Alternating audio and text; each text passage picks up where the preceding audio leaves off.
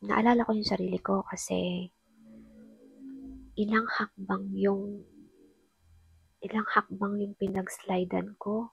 5 steps ata o 6 steps. Pero, ang nangyari, napahawak ako sa grills. Tapos, pagkahawak ko sa grills, napaupo ako dun sa may isang baitang ng hagdan. Tapos, grabe naiyak ako kasi naalala ko si sister, sabi niya, sinabihan daw siya ng kasabay niya sa jeep na ang lakas daw niya sa guardian angel niya.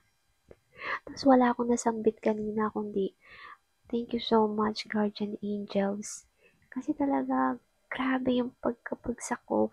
Isipin mo, 5 steps, 5 or 6 steps yung dinaanan ng paa ko. Pero, napaupo lang ako dun sa isang baitang ng hagdan. Kaya, after no, nakapagtrabaho pa ako. Nakaka-amaze lang talaga yung mga miracles ni God.